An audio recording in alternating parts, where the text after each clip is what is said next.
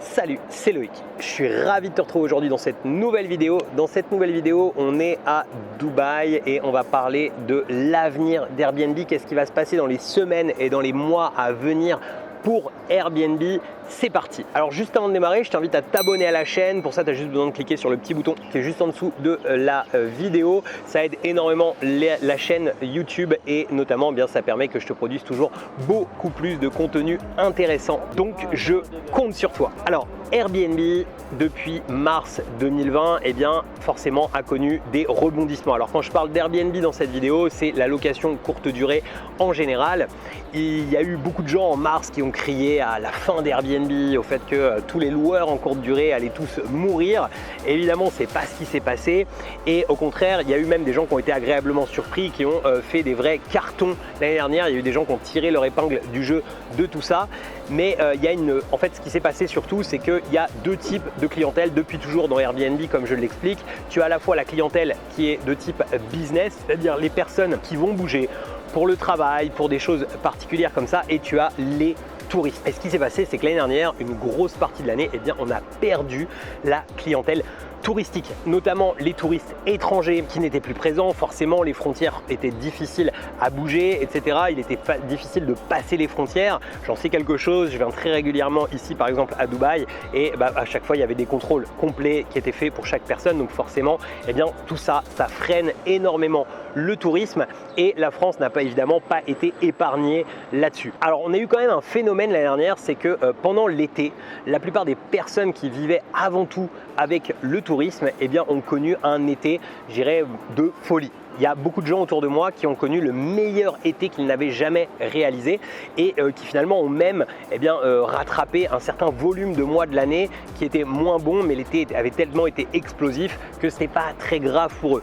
Ça, accouplé avec certaines aides du gouvernement qu'ils ont pu toucher, ça a fait que c'était même une excellente année pour eux, quasi leur meilleure année qu'ils ont jamais fait en location courte durée. Mais ce n'était pas vrai pour tout le monde. Il y a des personnes qui vraiment ont souffert de tout ça et là, j'ai de très bonnes nouvelles pour eux. Alors, juste avant de te donner ces très bonnes nouvelles, je voulais simplement attirer ton attention sur une chose que je répète depuis des années, c'est que comme on l'a dit, il y a deux types de clientèle et moi j'ai toujours préféré miser sur la clientèle d'affaires, sur les personnes qui bougent pour le travail. Et quand je dis d'affaires, ça va de manière aussi très large, c'est-à-dire que c'est à la fois les personnes, la clientèle d'affaires, mais aussi les gens qui font, je sais pas, du chantier, les personnes qui vont aller visiter de la famille, des personnes malades, etc., etc., etc. Tout ça, c'est une clientèle qui est souvent très souvent ignorée et sur laquelle il y a énormément d'argent à faire et surtout qui voyage toute l'année, qui n'est pas que sur des périodes estivales ou des périodes particulières. C'est vraiment des gens qui bougent toute l'année. Donc j'ai toujours préféré miser sur cette clientèle ou sur celle-ci plus le tourisme plutôt que sur du full tourisme. Si c'est ton cas, si tu as misé sur le full tourisme ou si tu souhaites miser dans le futur sur le full tourisme, les nouvelles que je te donne là tout de suite sont plutôt excellentes. En fait, le gouvernement a prévu l'été. Ils ont envie pour moi de refaire la même chose que l'année dernière, qu'on ait un très bel été pour le tourisme français parce qu'ils savent que c'est une grosse manne financière pour la France. Et pour cela, en fait, ce qu'ils ont mis en place, qu'ils sont en train de mettre en place, c'est d'abord la réouverture des restaurants. Oui, ça y est, les restaurants vont rouvrir à partir de la mi-mai, le 19 mai si je dis pas de bêtises. Les terrasses des bars et des restaurants vont être ouvertes, c'est-à-dire qu'ils vont commencer par ouvrir progressivement avec les terrasses. Ensuite, début juin, on va avoir donc ce sera le 6 juin si je ne te dis pas de bêtises. On corrigera dans la vidéo si c'est pas tout à fait cette date ou si elle a changé entre deux le temps qu'on la poste. Mais le 6 juin, on aura également les restaurants qui réouvriront entièrement, c'est-à-dire que leurs salles réouvriront. Par contre, il y aura certaines restrictions, très certainement 6 personnes maximum par table, une distanciation un petit peu plus importante, mais les restaurants vont rouvrir également. Pendant ces deux périodes, on sera sur un couvre-feu qui logiquement sera à 21 h et apparemment on devrait passer sur un couvre-feu à 23 h pour l'été aux environs de la fin juin. Ça devrait passer sur un couvre-feu jusque 23 h. Donc tout ça c'est vraiment bon, mais tu vois qu'il y a une autre information qui est encore meilleure meilleur pour tout ça parce que le fait que les terrasses soient rouvertes, que les gens puissent ressortir à nouveau va leur donner également l'envie de bouger. Beaucoup de gens sont actuellement en train d'attendre ça avec impatience. Ça va avoir un petit peu le même effet que l'année dernière en été. Les gens ont mis pas mal d'argent de côté, pour beaucoup en tout cas, avec le confinement. Ils ont du cash disponible qui est prêt à être dépensé. Quand on va les libérer entre guillemets, ils vont avoir qu'une envie, c'est aller bien partout, aller bouger, aller voir ce qui se passe ailleurs tout simplement et profiter, que ce soit des restaurants, des vacances, etc. J'en suis persuadé. D'ailleurs, je vais te donner la dernière information dans quelques instants, mais j'en ai discuté avec Airbnb. Si tu sais pas, je suis ambassadeur Airbnb.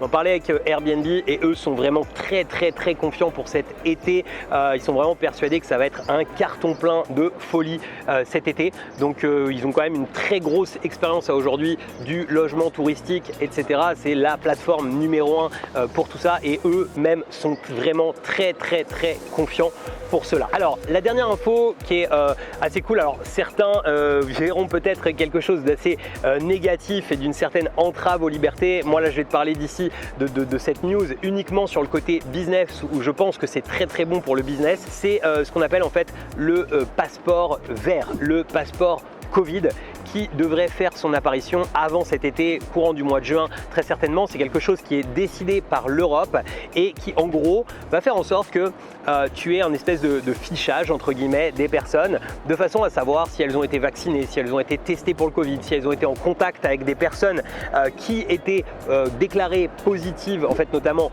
au Covid. Et en fait si ce passeport vert on le possède et notamment qu'on est vacciné, on pourra voyager partout en Europe de manière très libre sans forcément être obligé de faire des tests PCR, tout un tas de paperasses particulières.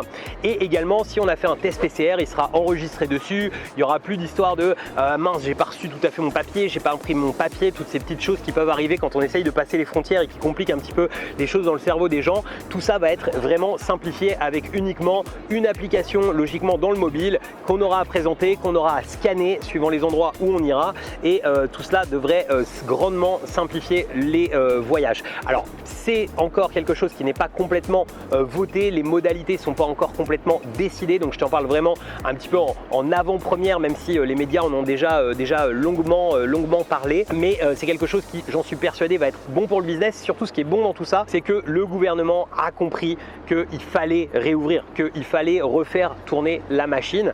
Donc si aujourd'hui, alors si tu es avec plutôt une clientèle business, je pense que à part peut-être les moments de confinement, si tu n'as pas eu la chance d'avoir des personnes qui ont réservé 3 semaines, 4 semaines d'un coup, tu as peut-être connu un petit peu de baisse, mais en tout cas si tu es dans un endroit où il y a du tourisme, je peux te dire que ton été sera vraiment explosif et ça fera vraiment très plaisir.